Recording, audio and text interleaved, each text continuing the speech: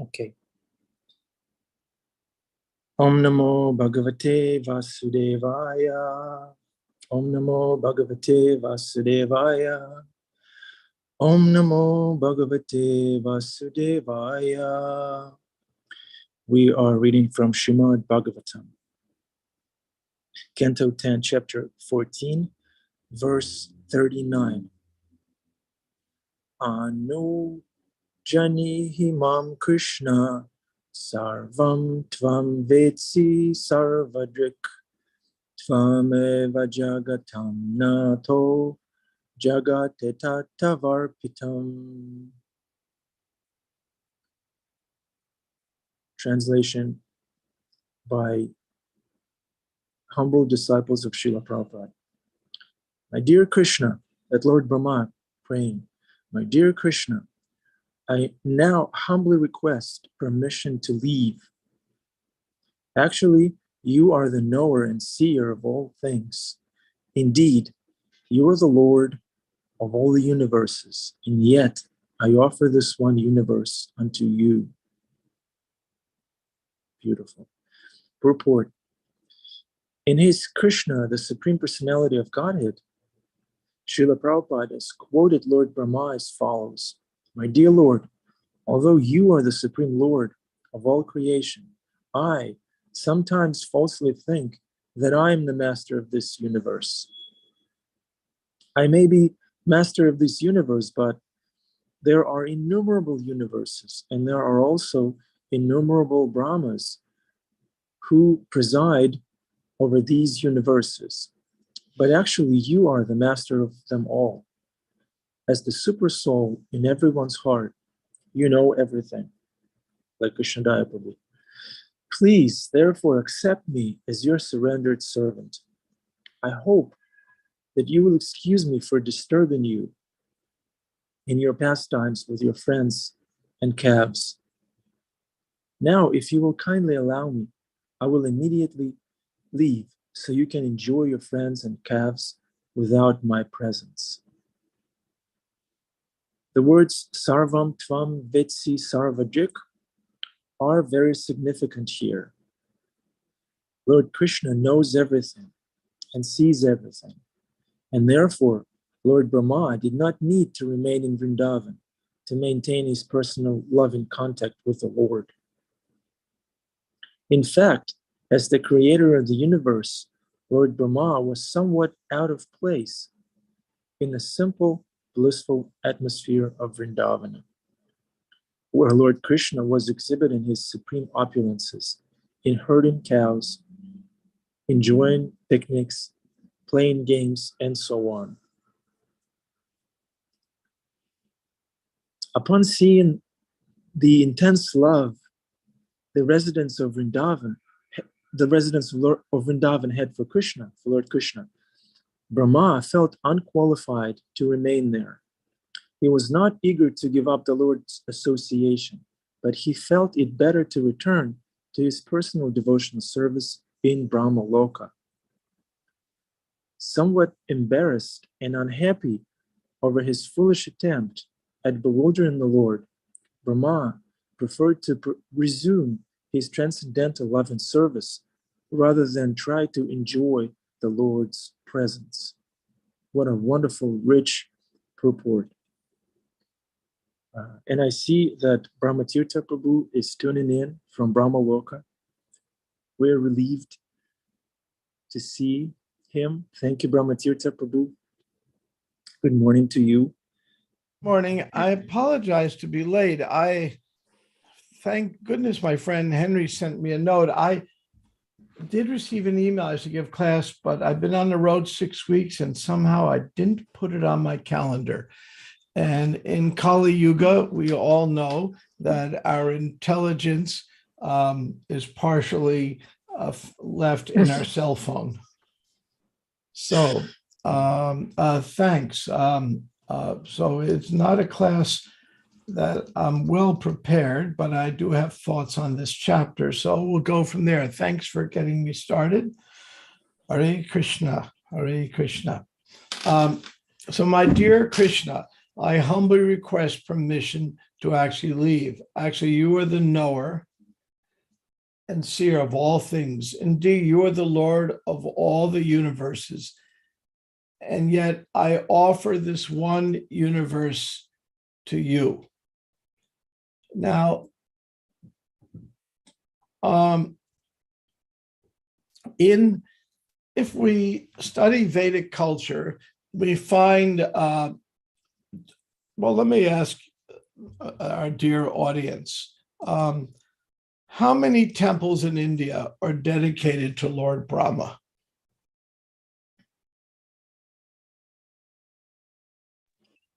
Zero. Yeah, a few, couple. There's a couple. In Thailand, there's a lot of Brahma temples. In Thailand, there's some, that's true. Many to Shiva and many to Vishnu. So it's generally understood in the Vedic culture that Lord Brahma is not the supreme personality of Godhead, but Brahma is a creator. Now, this creates an interesting situation. Let me ask a very difficult mathematical question. How much is 6 plus 5? 11. 11. I homeschool my daughter, so I know. You see, and you can see I have 11 fingers because you go 10, 9, 8, 7, 6 plus 5. So 6 plus 5 is 11. Now, is 6 plus 5, 11, something that we can, is it something we find in nature? Do we find that in nature? 6 plus 5 equals 11. Well, the answer is you only find it in your mind. Mathematical constructs are something that are found in the mind.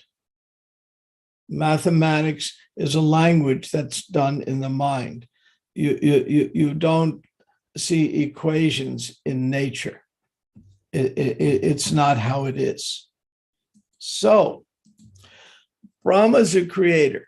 Now, when Brahma first created, there are mathematical constants. Can anybody name some of the mathematical constants that are associated with the Big Bang? We have any physicists here?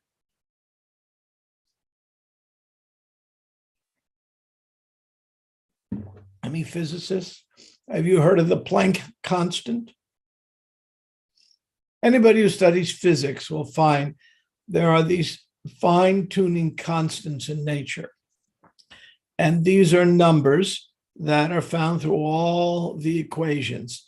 Even the equation E equals mc squared is a simplified version of a more complex equation that includes one of these constants. And if any of these numbers were slightly different, I would not be talking to you now. The physical world would not work. So the physical world was built. And this is very accepted science that there aren't any people disputing this kind of science, that there are certain constants, and the physicists are coming up with more of them at various times. But there are these fundamental constants that are part of the universe. Now, these constants are mathematical numbers. They're numbers. And numbers are only found in the mind. So the question is, how do you begin a universe? How do you start a universe without a mind? Because you have to have these mathematical numbers in there. So how can you create something without a mind? And some of the top physicists in the world are pondering this question. And the conclusion the intelligent ones come to is before the creation, which known as the Big Bang, even though the concept of that has modified over the years. But before that, there has to be something. The Greeks thought about this. From nilos, from nothing, you don't get something. In fact, how many of you are familiar with Roman numerals? You know, you see it, X is 10 and V is whatever, and Roman numerals are there. In Roman numerals, what number is missing? 0. 0. Why? Because that was not discovered or proposed at that particular point of time. They actually understood 0. There's another reason. There's a debate, did 0 come from India or Arabia? That's not very important. It was a philosophical reason. You can't get something from nothing. And a 0 is nothing, and you can't do anything with nothing. Then later, some Arabic or probably Indian, it seems, but whatever, came up and says, well, we need a 0. But a 0 was extremely controversial. See, any of you who were in school and got a 0 on an exam, you thought, this is not right. You can't give me nothing. There must be something I did right. Have any of you done that, got a 0 on a quiz or an exam? Yeah, you would have done better living in the Roman Empire. At least you would have got a 1, not a 0. So we have this situation where something coming from nothing is problematic, especially when the something must have certain numbers in it, and numbers are concepts that are found in the mind. You don't walk down the street and find 2 + 3. You don't find these things. It's something in the mind. So one of the conclusions of this line of logic is there must have been a mind before creation. And the Vedic literature talks about that. Before the creation as we see it and we know it, there's Lord Brahma. And Lord Brahma, he's meditating on a lotus flower growing out of a belly button. Now, there was a book written in the 70s. I don't remember the name of the book. I think it was by Margaret Singer. It might have been her. It was an extreme anti-cult book. And this book made it, tore apart Krishnas, Munis, Rajneeshas, Catholic monasteries. She was very opposed to almost any religious experience. And the book I'm thinking of is not Margaret Singer. It's written by a Christian group, Protestants who attacked Catholics, Jewish aesthetics, Buddhist aesthetics, and Krishnas. There's a whole chapter on us. And the chapter began like this. When I read the chapter, it helped increase my faith in Krishna. So the book had its purpose. And the chapter began like this. You know, these crazy Krishnas say that God lies down on the ocean and he breathes innumerable universes. And every time he breathes, innumerable universes come out. What a ridiculous concept. And I was thinking, well, that sounds like I would expect God to be. That's the kind of concept that resonated with me. A God who lies on the ocean does neural universes, but they're pointing out how absurd that was. And of course, it's not very absurd. In fact, if we look now at modern physics and astrophysics, the conclusion is there are, let's say, a universe is a galaxy. We don't know that for sure, but we'll go under that assumption for discussing. Then there are millions and billions of galaxies. Now, why is it, according to physics, let's see, this will be a tough one. Why is it we cannot see the furthest galaxy?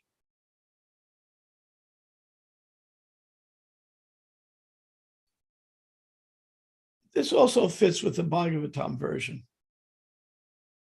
Anybody guess the very furthest galaxies, the Webb telescope, the Hubble telescope, your pair of binoculars, whatever you want, you can't see it. And you'll never see it. You will never see it. Why is that? Because we can't see with the physical eye. Well, but we can see many, many galaxies with the physical eye and the telescopes. But the furthest ones away, we can never see. Well, it's a difficult question. The reason is, according to, this is what modern science is saying. Is it correct or not? I can't say, but I can say what they're saying. And the reason you can't see it is the universe is expanding. Space is getting bigger. It's expanding, and it's expanding faster than the speed of light.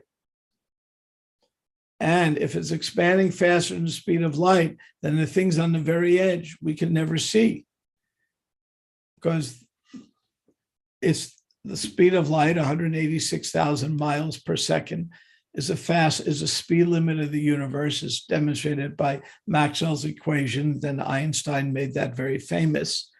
And the speed of the universe is such that if it's really expanding, as scientists speculate, and it's expanding faster than the speed of light, then those things on the very edge of the universe are moving away from us faster than the light can reach us. Because right now we're seeing things, the astronomers would say, that are up to, I think, 14 billion light years away, something like that. I'm not expert, I may get my numbers wrong. So we have this Brahma lying on a causal, Vishnu lying on a causal ocean, and then Brahma appears, and then Brahma hears a word. And the word was, what was the word Brahma heard? Tapa. Tapa, austerity, austerity. Now,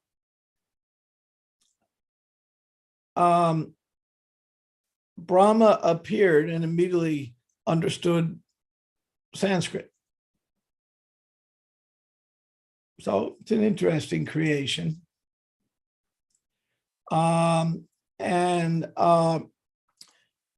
So Brahma appeared and he hears a word. The word must be coming from Vishnu. And he says, okay, I'll meditate. And he appeared from a navel, and if you follow the Buddhist tradition, he concentrated on his own navel. But I don't know that to be a fact. But we know that Brahma meditated a long time. And then he had the inspiration for creation, and creation begun. Now, compare that with modern astrophysics, something that at the Bhaktivedanta Institute, we look for these correlations in the same mood that Sariputta looked for it. And lo and behold, we find something quite incredible, that a description of many, many universes or galaxies emanating at a point in time, beginning and then emanating and growing, is very much the Bhagavatam version. Now, who here has heard of Carl Sagan? Henry has. Anybody else? Carl Sagan has passed on, but he was the most famous cosmologist, astrophysicist of my generation. He produced for public television these amazing series called Cosmos, that went into what scientists knew about the universe.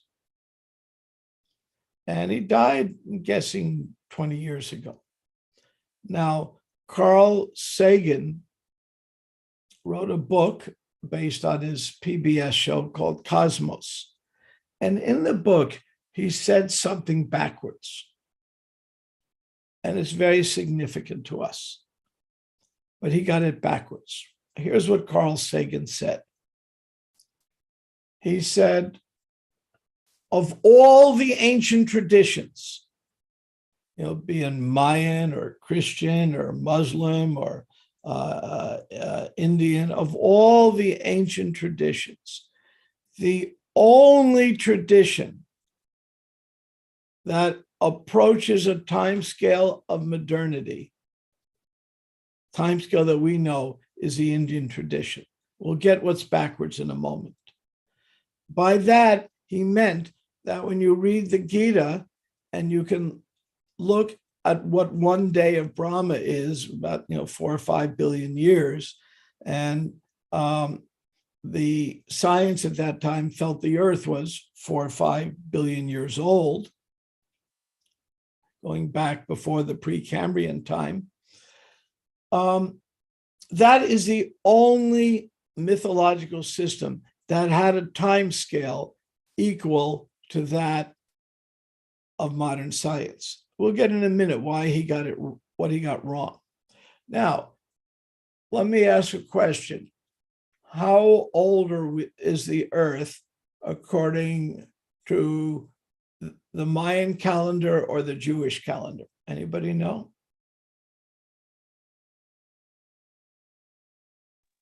Like 7,000 years or something. Close. 5,700 some odd. I come from a Jewish family. We're observing now at the Jewish New Year's, which occurs in the fall. It's 5,700 something like that. And the Mayans have it. That happens to be roughly the beginning of Kali Yuga. So these calendars go back to the beginning of Kali Yuga. So there was one famous Christian bishop who predicted the exact day that Earth was created, according to calendar, which is 6,000 years ago. And it's about 400 years ago. And he declared that's the first day that time began. Now, Carl Sagan, but by the time we reached 1800s, it was well known that people thought, well, the Earth is millions or hundreds of millions of years old.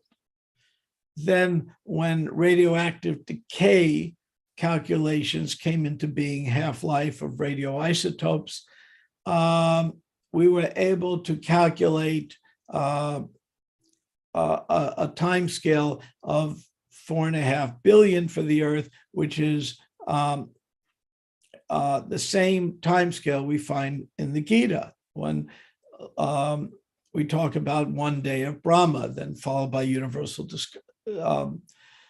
destruction. So here, Carl Sagan says there is a system that is getting close to modern astronomy. They're coming up with a number very close to ours. What's wrong with Carl Sagan's statement? What does he have backwards? You can unmute and tell me. He has it wrong because he's saying that the Vedic system's getting close to modernity, but modernity is getting close to the Vedic system. Exactly. The Vedas knew it first. I know you can say the Gita is 500 years old or 5,000. Who cares? It was before you knew it, Carl Sagan. So that when I read that, I read that like 30 years ago, and I said, my gosh, the guy got it backwards. He got it wrong.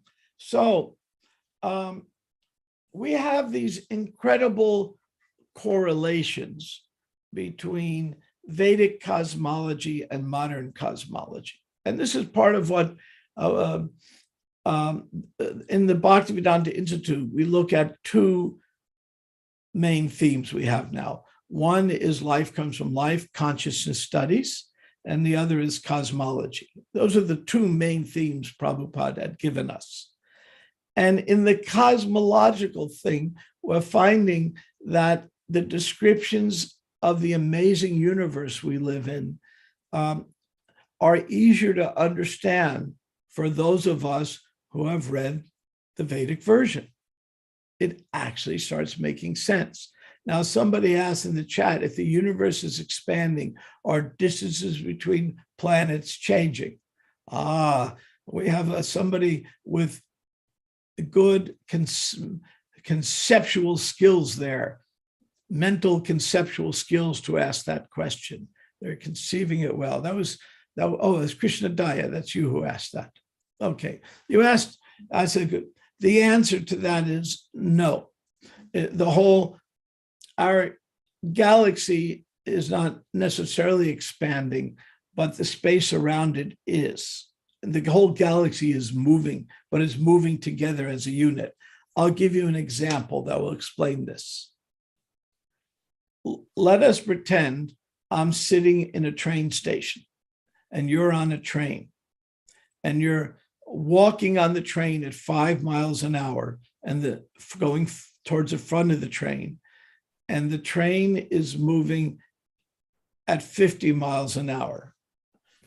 I'm sitting in the station. How fast do you look like you're going to me? Train is moving 50 miles an hour. You're walking forward on the train at 5. I'm sitting in the train station. I'm looking through the windows of the train, seeing you. I'm shining my radar gun at you to see how fast you're going. What will my radar gun tell me? 45 backwards. You're going forward. Train's going forward. You're going forward.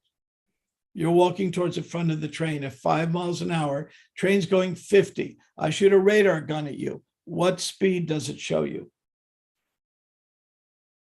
Yeah, it's a relative speed, right? So we both are walking in the same direction. No, I'm sitting on the bench on the train station. Oh, okay. Holding my radar gun, shining it at the train. And I shine at the train, the metal on the train, it shows me 50 miles an hour. You're walking 5 miles an hour towards the front of the train. I shine it through the window at you, my radar gun.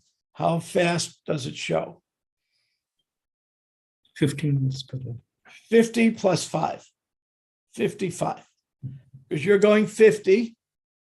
Okay. Train's going 50 and you're walking 5, so 55. Now this gets very interesting. Now, you're sitting in the train, and the train is going 50 miles an hour, and you shine a flashlight towards the front of the train. I'm sitting on the side of, I'm sitting in the rail station, and somehow I have the ability to measure how fast that light beam went. We know light goes 186,000 miles per second. The train's going 50. How fast is that light beam going? Same speed. You can't exceed the speed of light. I know the trick. Very well done. So that means that light beam is going 186,000 miles per hour for the guy sitting in the station and the guy on the train. That's weird. That is weird, but true. Now, we have a formula. The formula for speed is distance. Well, somebody tell me the formula. The formula: distance equals what times what? Speed times what? Velocity into time. Time times time. Now we have a formula: distance equals velocity v times t time. We know the distance and we know the speed, 100 for light. So if the distance is constant and the speed is constant, then that means time has to change. That was Einstein's special theory of relativity, that time changes. Time, it depends on where you are and how fast you're moving. That's a weird concept, but true. In fact, every time you use GPS satellites, their clock moves slightly different than the clocks on Earth because they're moving so fast, 25,000 miles an hour. And therefore, the clocks are recalibrated all the time. If not, your GPS won't work. Astronauts who go into space wearing an atomic watch that's precise to a millisecond, and they have one on Earth. When they come back, they're out of sync by a tiny, tiny bit. Done hundreds of times, proven Einstein's theory works. So Einstein demonstrated that if speed of light is constant, then time has to vary depending on your speed.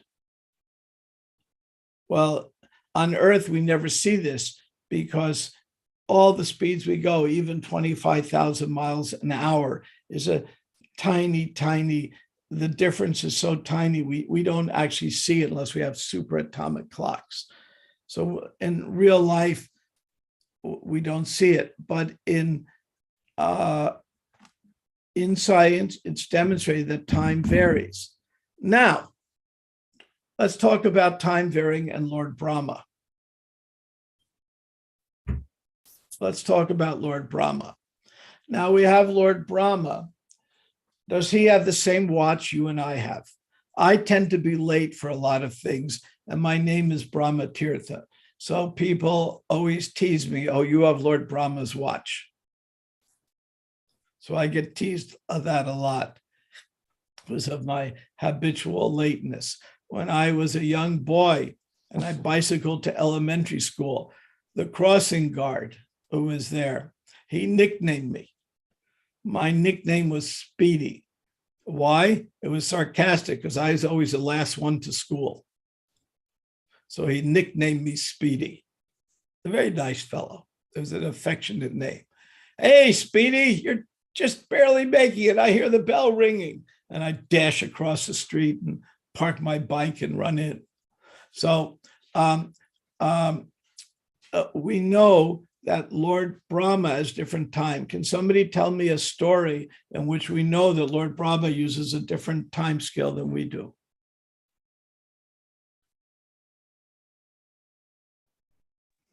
Just this story of Lord Brahma's bewilderment. Yeah, tell me about it. He took the boys for just 1 second in his time, but on Earth, it turned out to be a year. Yeah. And then there's a time when, I forgot the king's name, he went to get a wife for his daughter, who ended up marrying Balaram. And when he got to Brahma's planet, Brahma said, wait a moment. He was finishing a concert. Brahma likes concerts.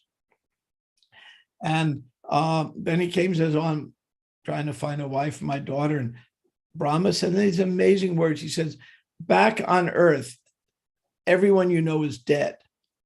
Everyone who knew anyone you knew is dead. Anyone who knew anyone you knew, who knew anyone you knew, who knew anyone you knew, who knew anyone you knew, going back many generations, they're all dead. There's no recollection of your existence. It's all gone. It's just like, if you ask me my grandparents' name, I can tell you. My great-grandparents, maybe my brother knows. My great-great-parents, I have no idea. And the great-great-great, I even have less of them, No idea. And so everyone was dead. But Brahma said, but Lord Balaram needs a wife. So go back. I'm sending you back this instant. And okay. Anyway, there's a story like that. So we understand that Lord Brahma does time at a different scale than we do. Modern physics, beginning in 1905 with Einstein's special theory of relativity, says that time is not a constant. The Bhagavatam says time is not a constant. Fascinating. Now, for all of us living our daily life on earth, for all intent and purposes, it feels like a constant, because for all of us on earth, the Newtonian laws work, but they work at a macro scale. But when we get very small in quantum states, or we get very large in cosmology states, the laws break down. Newton's laws are a special case of what we experience on Earth. Newton was brilliant that way, but incomplete. So Einstein then, with his wonderful brain, went to the next step. There was a cartoon I saw once. After Einstein died, his brain was pickled and put in a jar because they wanted to study it.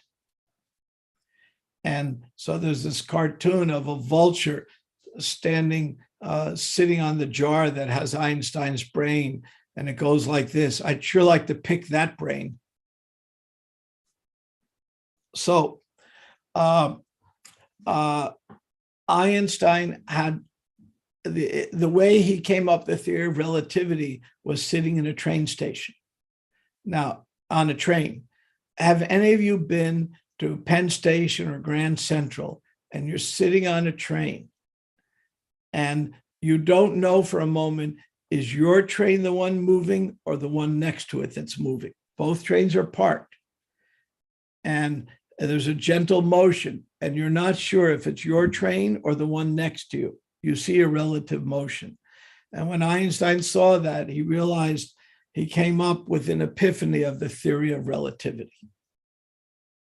And the theory of relativity, which is not a theory, it's proven now, shows that time is not a constant. Time not being a constant is all through the Vedic literature. It's especially found in stories like this, in which we're talking about Lord Brahma. So we have two theories of modern physics that we see with Lord Brahma. A few. One, that before there is creation, there is math, which means there's a mind. Kind of demonstrates that. Another is that time is relative. So these are, I'm just sharing with you some of the Bhaktivedanta Institute insights that are found when we read verses like this. We have now about 50, 75 PhDs working with us, of which I think 8 of them are astrophysicist devotees.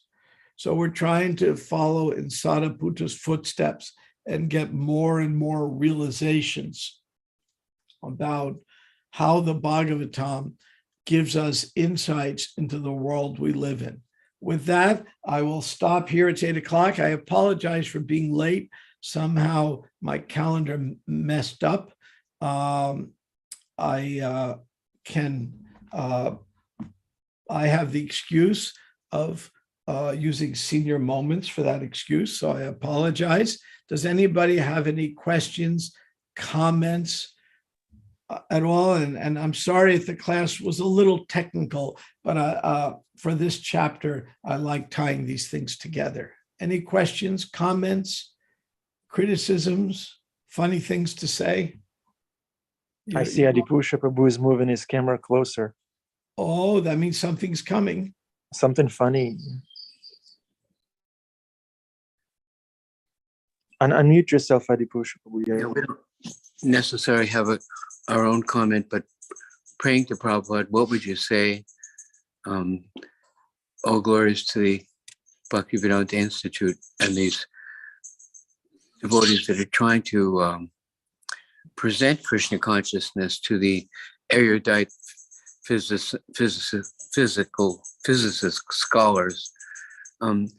It reminds me of this pastime where the gopis were looking for Krishna. Remember, our class is about Krishna. and they came upon, and Krishna was trying to hide himself in the Vishnu form. Remember that? Brahmā Tirtha? Yes. And Krishna couldn't maintain his Vishnu form because the gopis weren't interested in, the expanded universal form and of Vishnu and this and that. They just loved Krishna like the boy next door. And so their whole perspective was just loving Krishna and trying to please him. And these other aspects of the Lord, somehow they didn't. Everybody has their way of looking at things. I'm visiting my mother. Everybody has their way of looking at the world, and they have the television on. And there was this football game with 65,000 people or 80,000 people in the stadium. So my mother's perspective, I was thinking, this is pretty amazing, all these people. And, we try to engage people in devotional service. So we go to these events. And I said, Mom, what do you think? She said, every one of them has a mother. Which, not the way I was looking at the situation. So everybody has perspectives. So the gopis, they're just interested in Krishna and making Krishna smile and pleasing him. And when they get into these other kinds of, like you say, technical aspects, somehow it didn't interest them. But, but the physicists have their aspect. They have their way of looking at the world. And so it's very important that somebody reaches out to them. Yeah. Very good way you put that.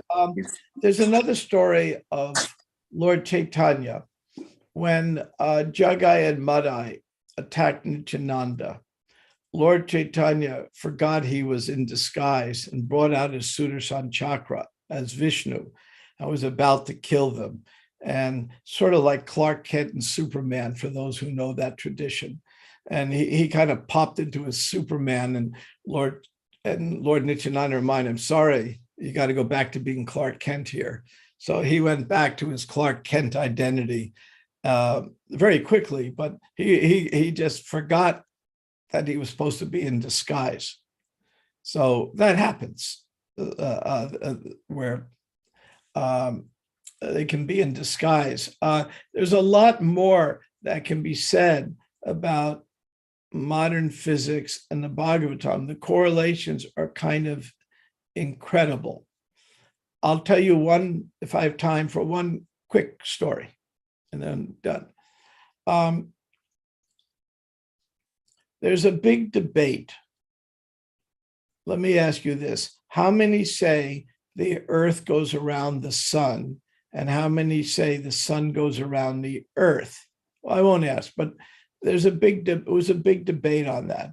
And the church was very upset with Galileo and Copernicus and all, because they're talking about the earth going around the sun, but the earth was the holy planet and everything revolved around the earth.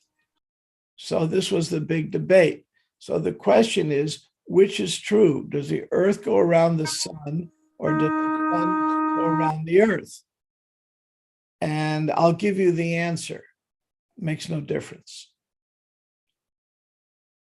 The simplest model, Achman's razor, would be the earth going around the sun.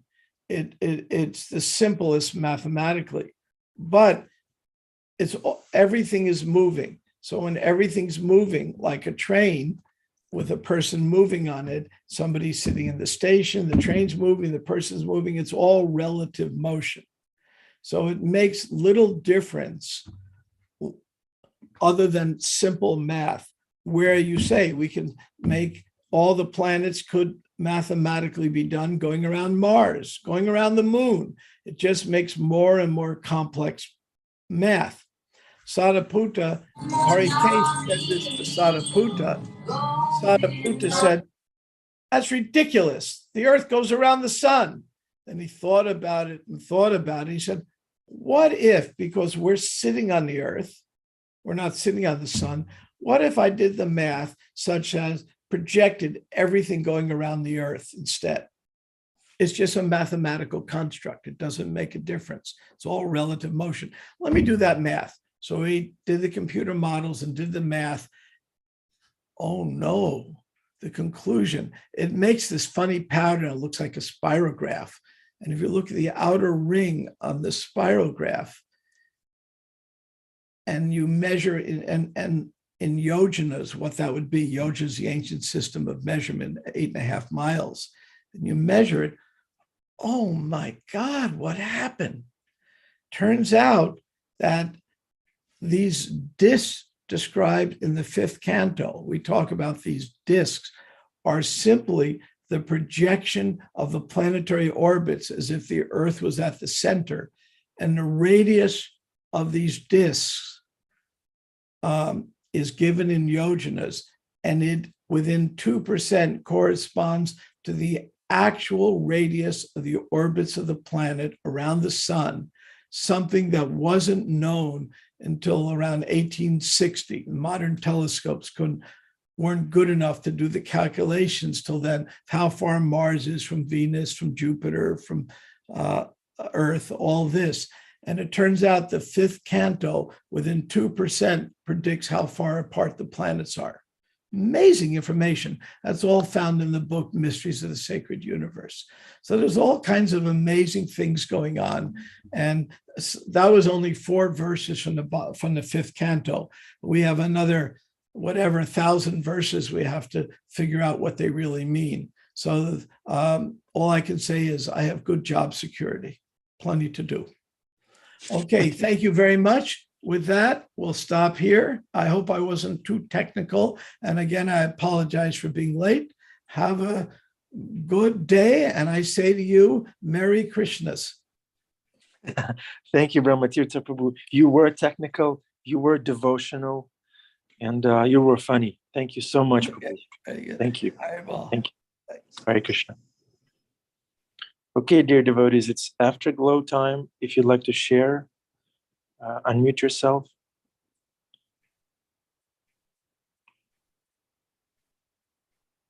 Oh, I don't see any volunteers.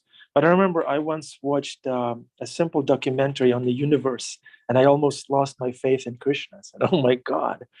But devotees like Brahmā Tirtha Prabhu, the Bhaktivedanta Institute, they're basically keeping us alive, our faith alive.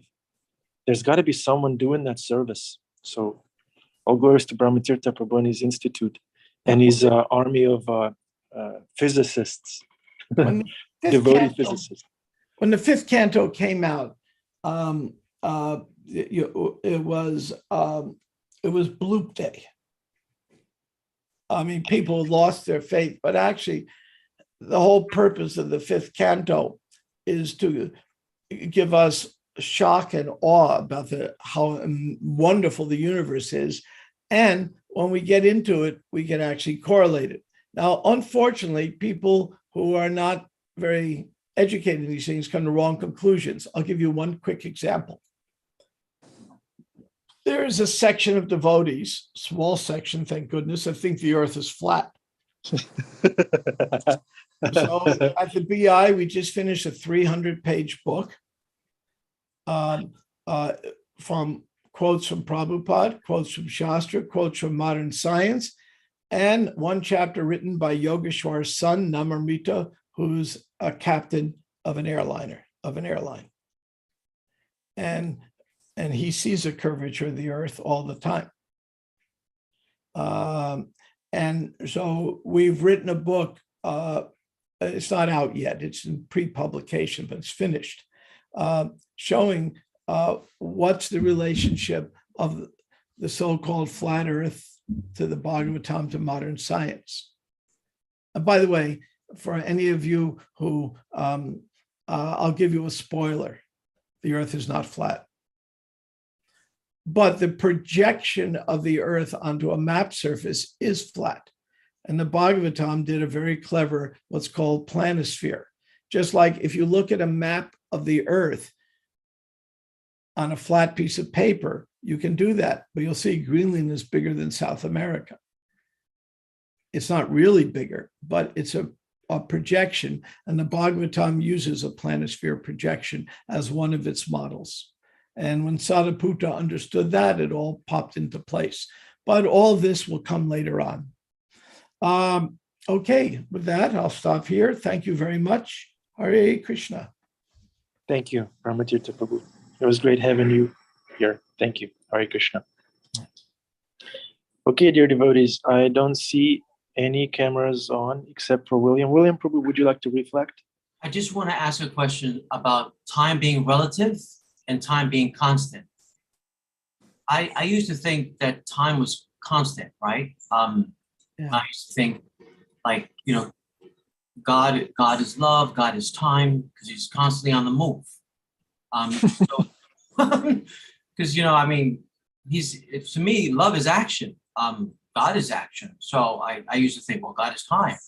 So now I'm hearing time is relative. Can you please explain? Well,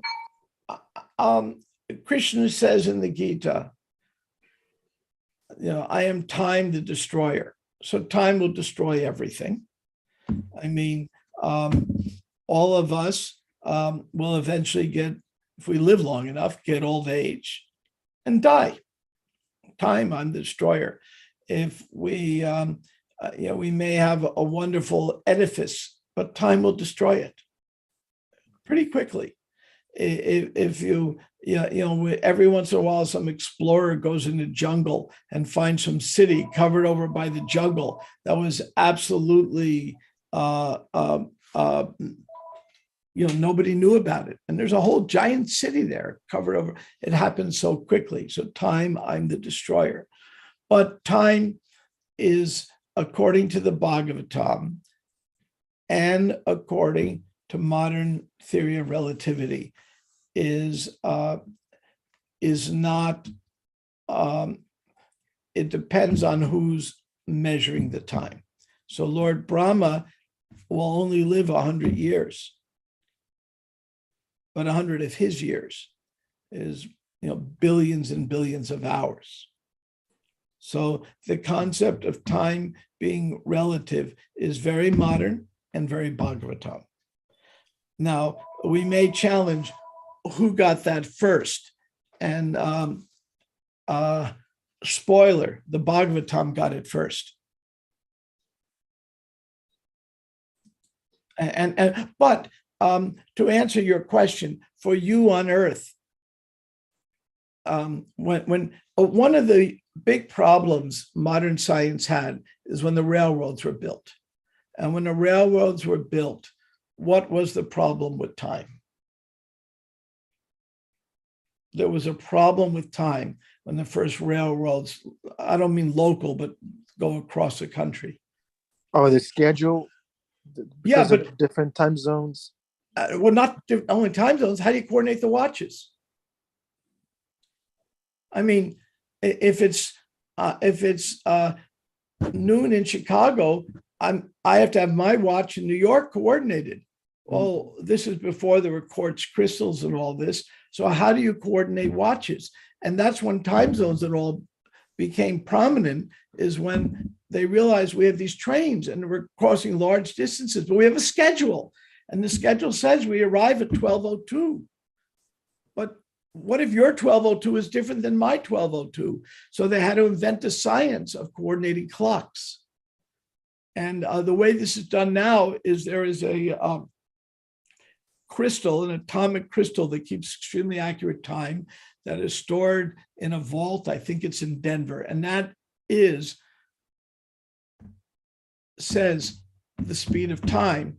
And that information is then transmitted to all the satellites, and they're constantly correcting their time. But it was hard to coordinate time. There wasn't any way to do it. It had to be invented.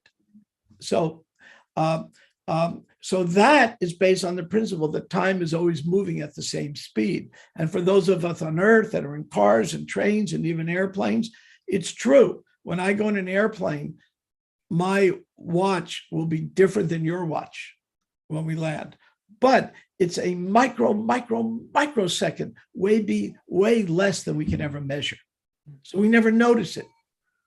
But you send an astronaut to the International Space Station and back, it's noticeable. It's still a microsecond, but it's a measurable microsecond. You can actually measure it. But on Earth, in our normal transactions, we don't. It's less than we can measure. Which brings us to another very interesting topic I'll bring up next time. Based on that concept, I'm saying Sariputta gave a brilliant analysis using chaos theory that God can do miracles and control the world, and all the laws of physics can still work perfectly well. It's one of my most favorite of his lectures, but we ran out of time for that one, so that'll be another time. Hare Krishna Prabhuji, thank you. Sure. Hare Krishna. Thank you, Brahmā Tirtha Prabhu. Thanks everyone for tuning in. Time is relative. Srila Prabhupada is beyond time. And our crystal is Srimad Bhagavatam. That's how we coordinate our life with the Sampradaya. Hare Krishna. Love you all. Hari Hari Bol.